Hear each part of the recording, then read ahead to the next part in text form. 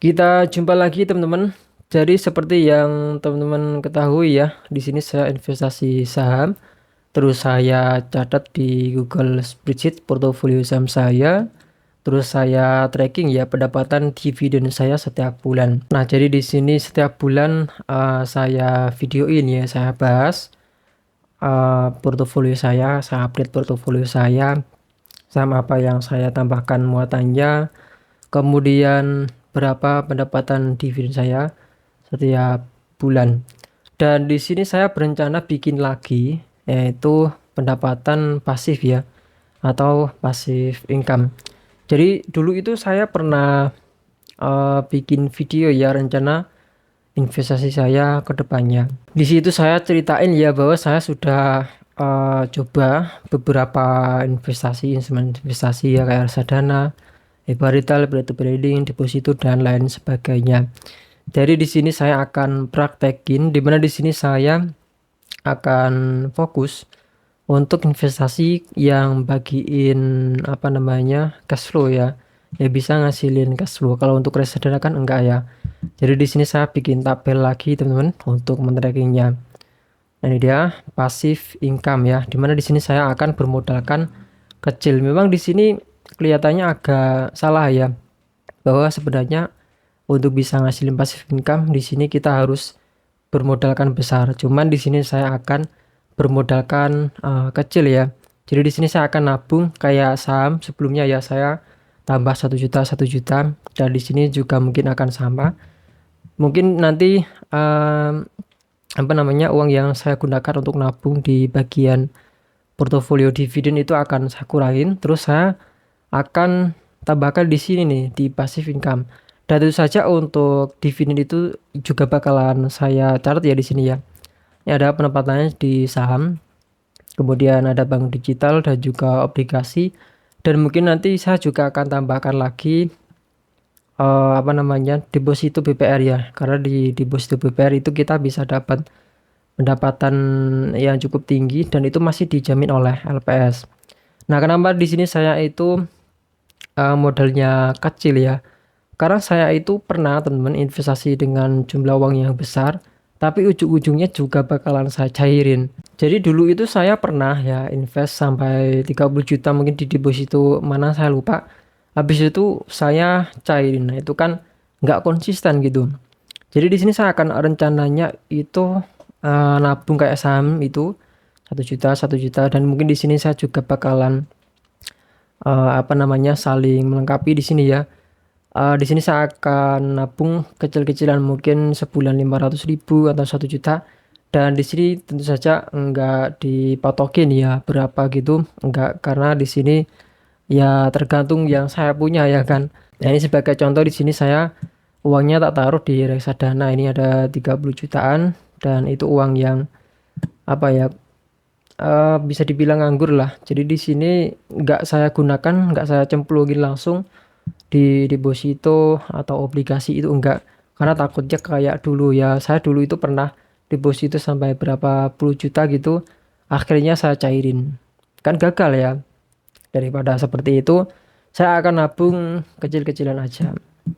Nah, di sini saya akan mulai ya, dimana teman-teman bisa lihat untuk di tabelnya, dan seperti yang teman-teman lihat ya, untuk yang bagian bank digital itu masih kosong teman-teman.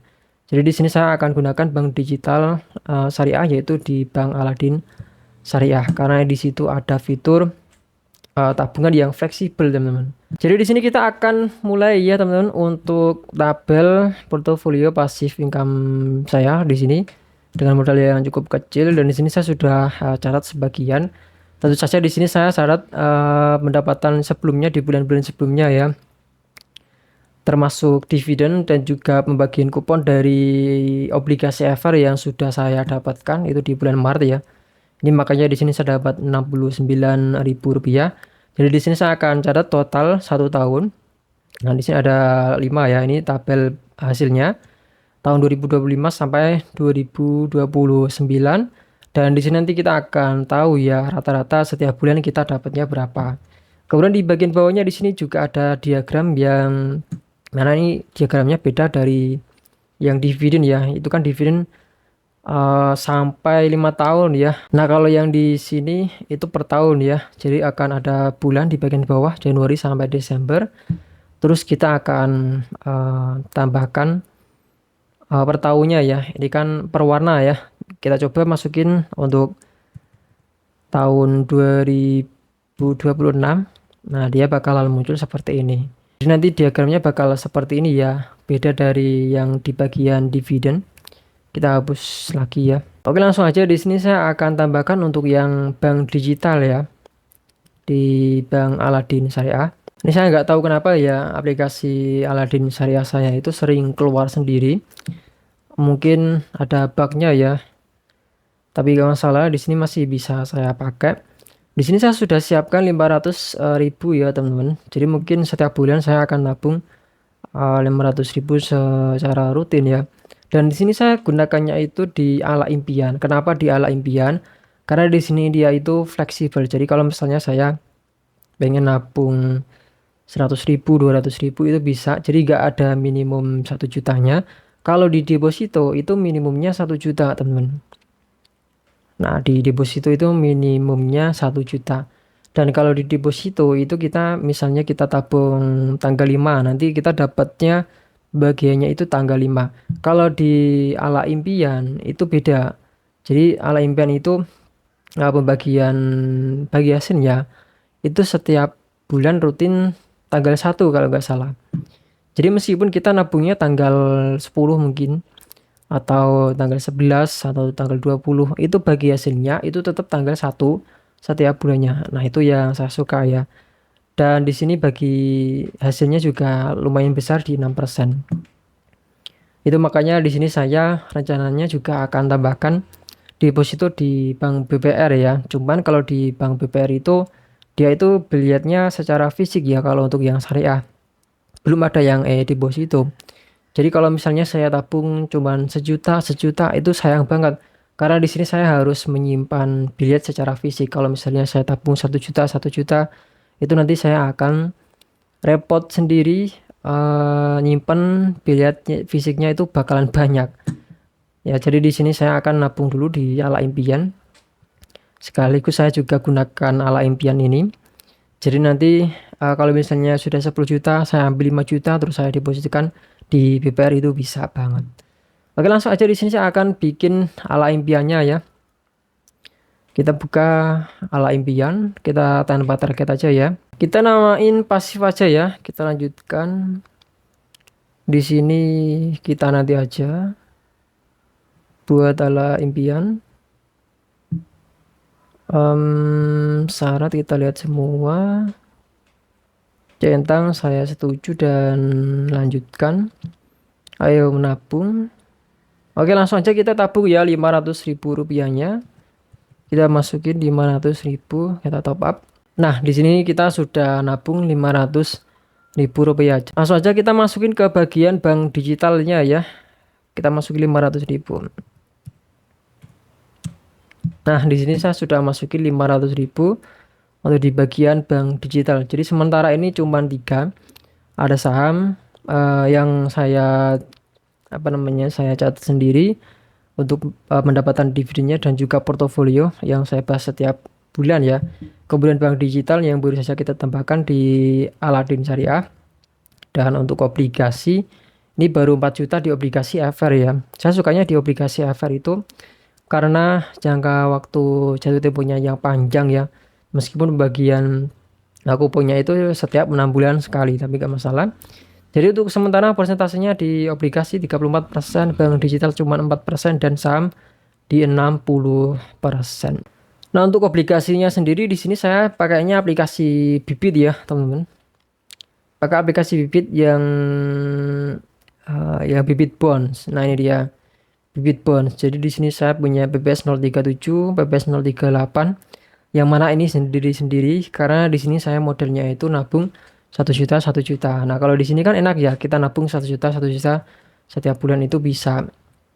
Jadi nggak harus berapa gitu, nggak harus 5 juta gitu, nggak harus. Dan untuk pembagiannya ini karena di sini saya pilihnya PPS 037 dan 38.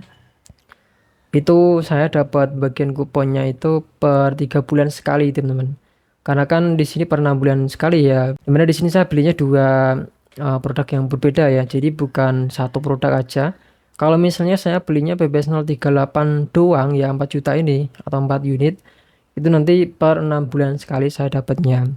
Nah, karena di sini saya dua produk yang berbeda ya, PPS 037 dan juga PPS 038, nanti saya dapatnya per 3 bulan sekali. PPS 038 ini kalau nggak salah dia pembagian kuponnya ya. Di sini ada detail kupon 15 Juni dan juga Desember.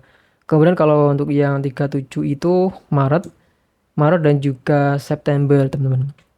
Nah, di sini bisa kita lihat di bagian, jadi di bagian RDN di aplikasi Bibit itu kita bisa lihat riwayat pembagian kuponnya. Nah, ini contohnya di kupon PBS 037 teman-teman di 17 Maret 2025 sebesar Rp65.000.